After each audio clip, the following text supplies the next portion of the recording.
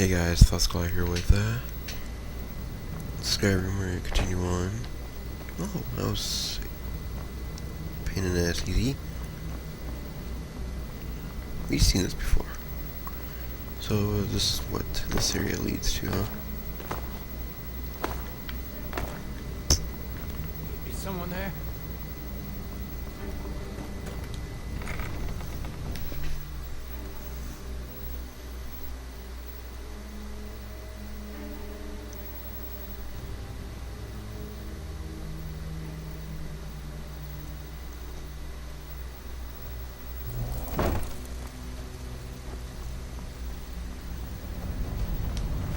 Even if you're one of us, you better not make trouble.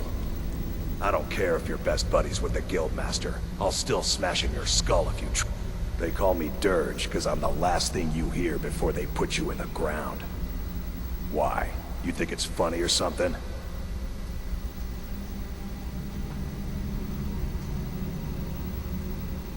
Oh yeah? I think so too. You're pretty smart. Hey, here. Have one on the house. Until next time. I heard what happened, and the guild owes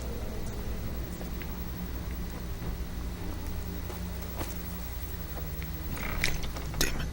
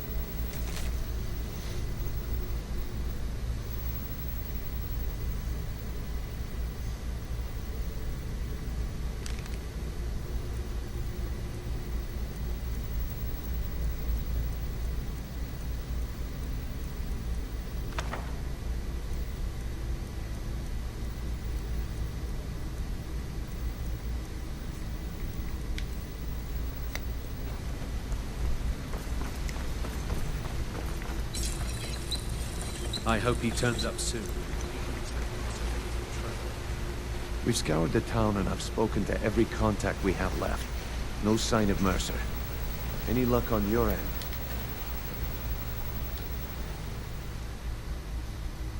Shore's beard. He's going after the eyes of the Falmer?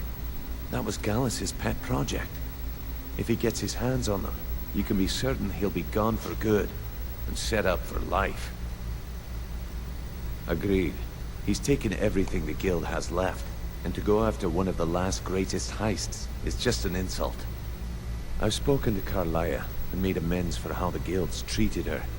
Now she wishes to speak with both of us. Quickly, we have no time to lose. Until next we meet, lad. Not now, lad. Carlia said it was important.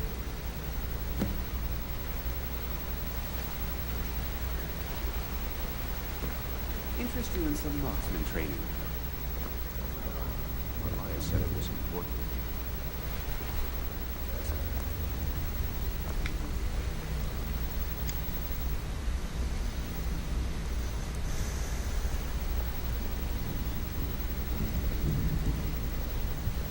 Not now, lad.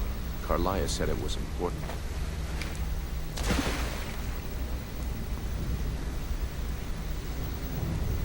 Brynjolf, the time has come to decide Mercer's fate. Until a new guildmaster is chosen, the decision falls to you. Aye, lass. And I've come to a decision. Mercer Frey tried to kill both of you. He betrayed the guild, murdered Gallus, and made us question our future.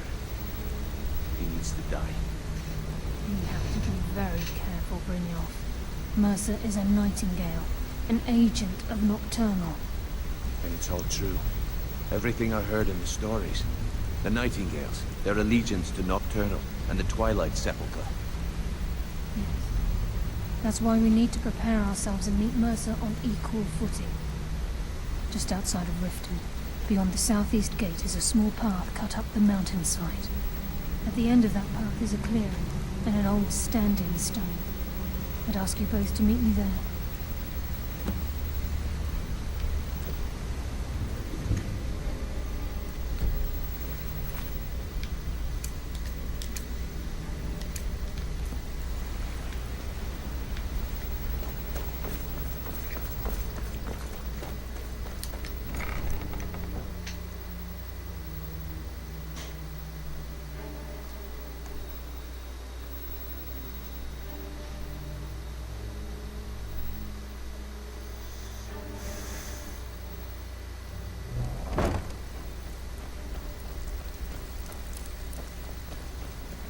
Need some gold? Still have quite a good bit of jobs available, if you're looking for some extra coin. Well, well, I was looking for this little beauty. If you happen across any other unusual trinkets like this, be sure to bring them to me. I promise it'll be worth the effort. Must have come from Mercer's place. He'd admired the grey fox for some time. Sure, I'll buy it from you. Here you are.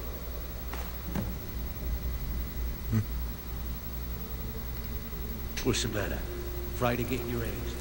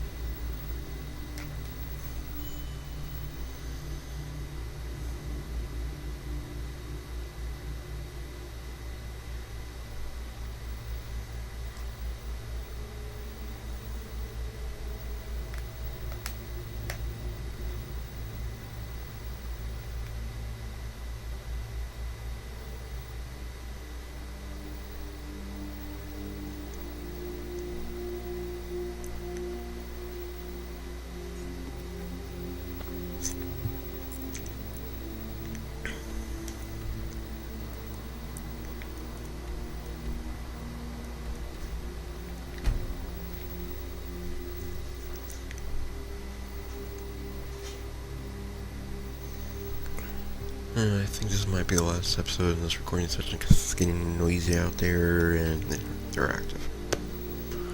Great.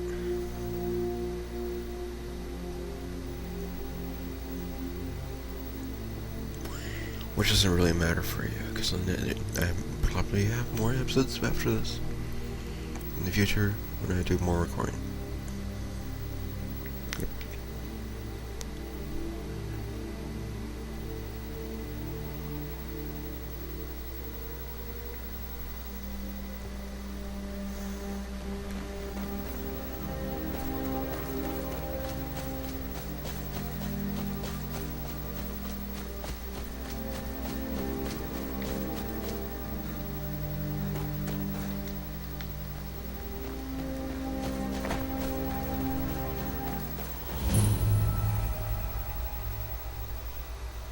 I'm glad you're here.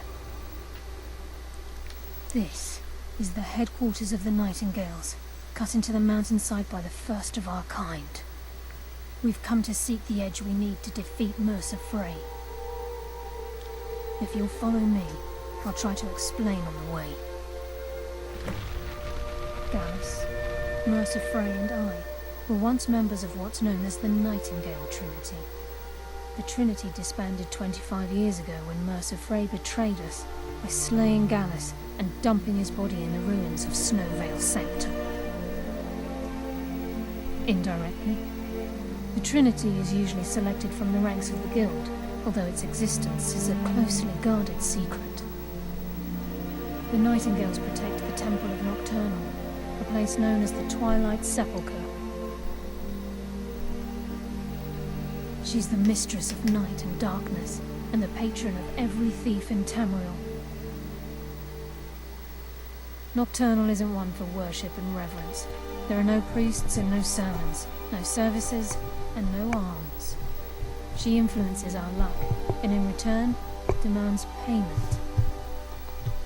You're closer to understanding than you realize. The only difference is she doesn't demand payment in the traditional sense, and sometimes the cost can be quite high. Whether you know it or not, Nocturnal dictates how well we perform as rogues. Again, you have to think differently. Haven't you ever noticed how our luck behaves? Like a novice picking an impossible lock, or a blind man suddenly turning to face you as you reach for his pocket. It's through these subtle means that Nocturnal influences us. Nocturnal's whim is the greatest mystery to everyone. There have been volumes written on the subject. Does she accept payment when we die? When we suffer, does she revel in our misery? No one knows. The return certainly seems worth the risk, though. From the moment you were struck with my poisoned arrow at Snowvale Sanctum, my path changed its course. Perhaps I couldn't bring Mercer back alive, but together we were able to clear my name and to put Gallus's memory to rest. I'd always intended Mercer's fate to ultimately be decided by the Guild, and it seems they've spoken. This might hope that you will, yes. This way, please. I think we can trust Carlia. Let's see what she's on about.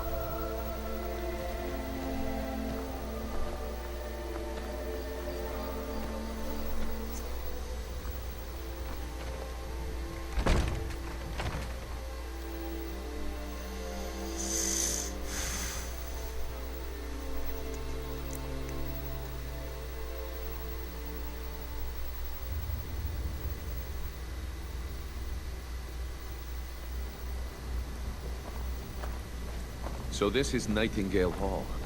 I heard about this place when I joined. The assumption that the Nightingales were just a myth was seeded within the Guild on purpose. It helped divert attention from our true nature.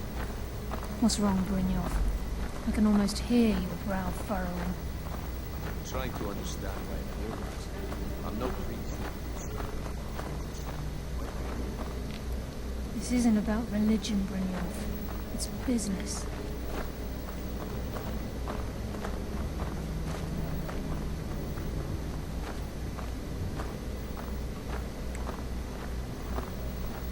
This is Nightingale Hall. You're the first of the uninitiated to set foot inside in over a century. Now, if you'll both proceed to the armory to don your Nightingale armor, we can begin the oath.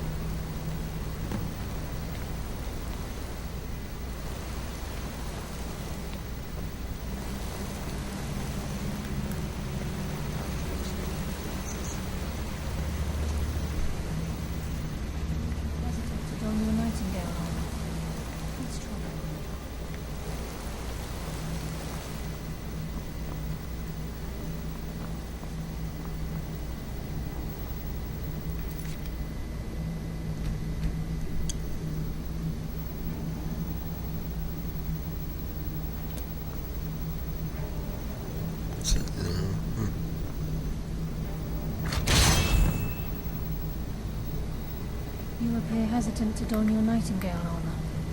What's troubling you? Light armor is not my best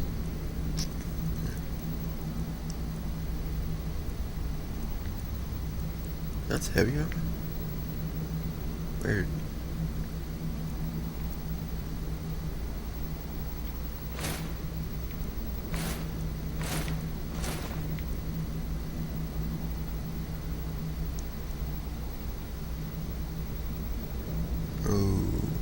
Okay.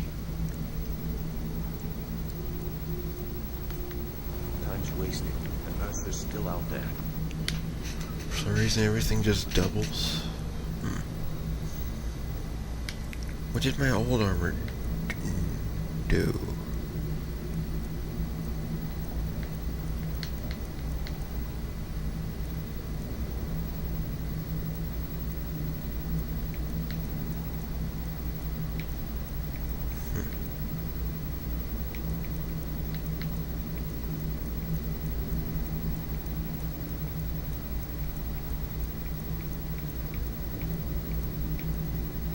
Let's get this show on the road.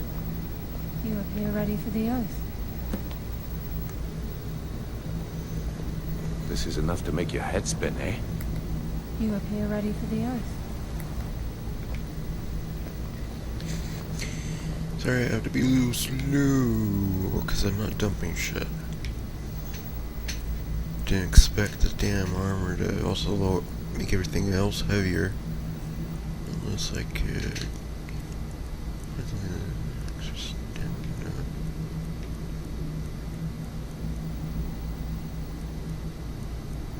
Where's this stuff allows me to...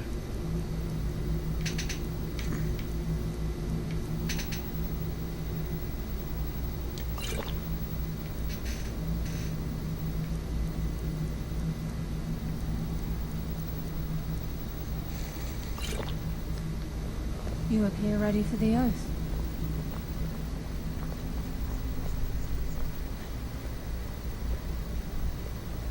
You appear ready for the oath. Okay, I'm just gonna go this way. I think we should... Okay, lass. We've got these get-ups on. Now what? This gate is the first step in becoming a nightingale. Whoa there, lass. I appreciate the armor, but becoming a nightingale? That was never discussed. To hold any hope of defeating Mercer, we must have Nocturnal at our backs. If she's to accept you as one of her own, an arrangement must be struck. What sort of arrangement? I need to know the terms. The terms are quite simple, Brynjolf. Nocturnal will allow you to become a nightingale and use your abilities for whatever you wish. And in return, both in life and in death, you must serve as a guardian of the Twilight Sepulchre. Aye, there's always a catch. But at this point, I suppose there isn't much to lose. If it means the end of Mercer Frey, you can count me in. What about you? Are you ready to transact the oath with Nocturnal? Good. After I open the gate, please stand on the western circle. Time's wasting, and Mercer's still out there. Let's get this show on. I'll speak when the oath is complete.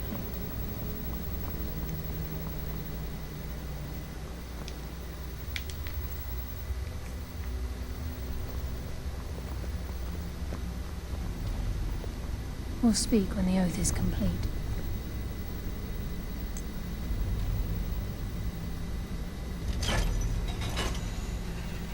I think we should.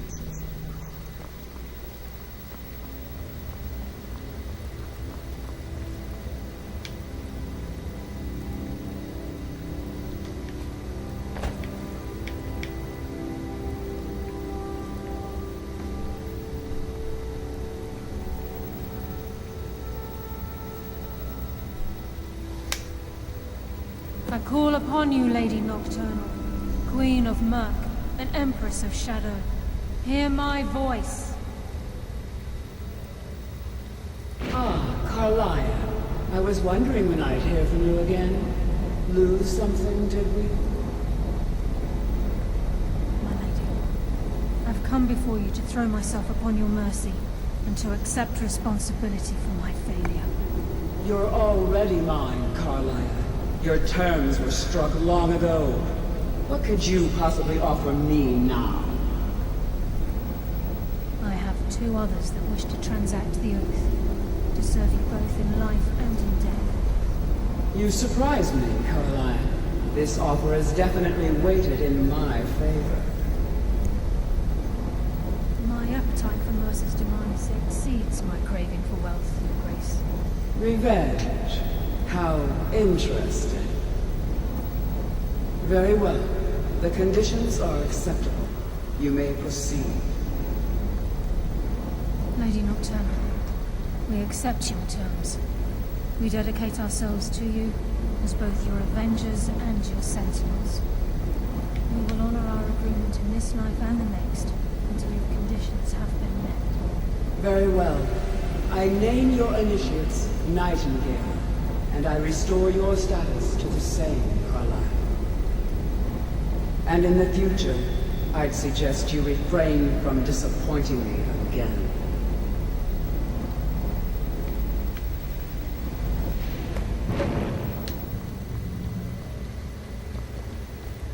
Now that you've transacted the oath, it's time to reveal the final piece of the puzzle to you.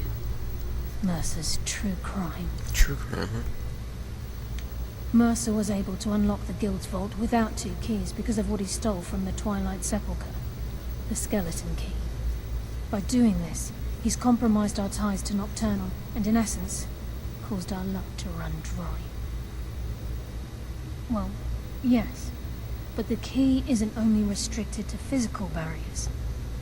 All of us possess untapped abilities, the potential to wield great power securely sealed within our minds. Once you realize the key can access these traits, potential becomes limitless. Although it would benefit the Guild more than you can imagine, in the end it would do more harm than good. If the key isn't returned to its lock in the Twilight Sepulchre, things will never be the same for the Guild. As time passed, our luck would diminish to the point of non-existence, and whether you know it or not, our uncanny luck defines our trade.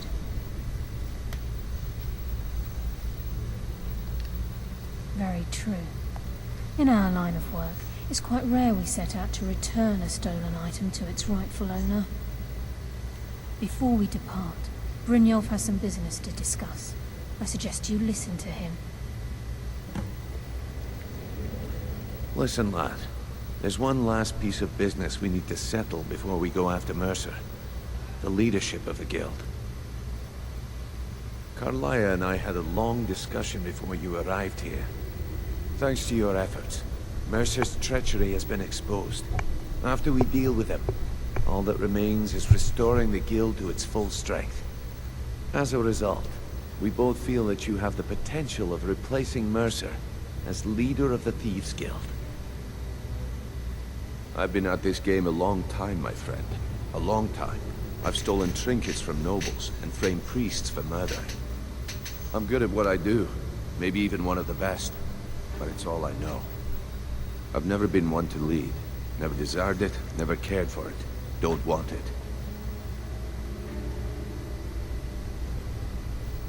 Well, we have a bit of an errand to run before your coronation, so don't get sentimental on me now. Then it's decided. When this is all over and Delvin's contacts assure me that we've regained our footing in Skyrim, we'll handle the details.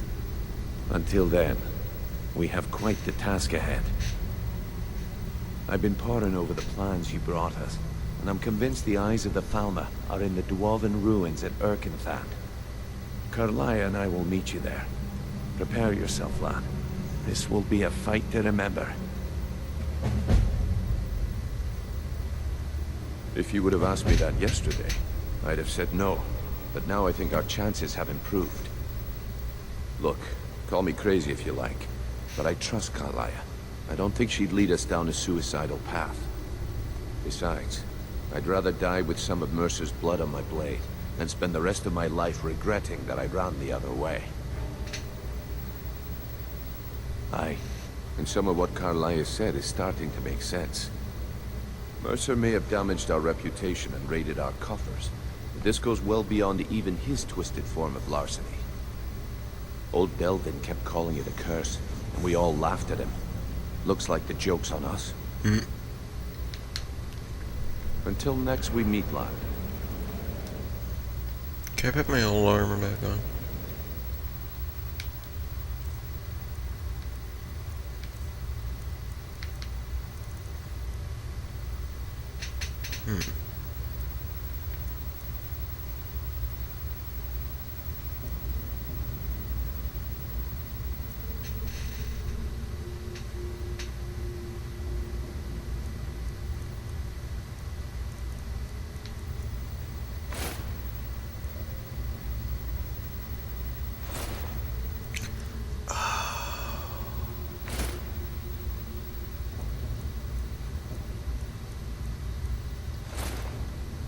I think I might. No, I think the weight goes away if you're wearing it, but if you're not wearing it, it restores itself. I needed to put my armor back on.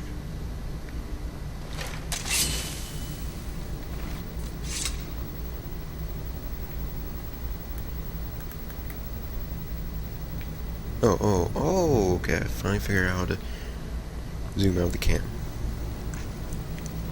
You have to hold the button and move.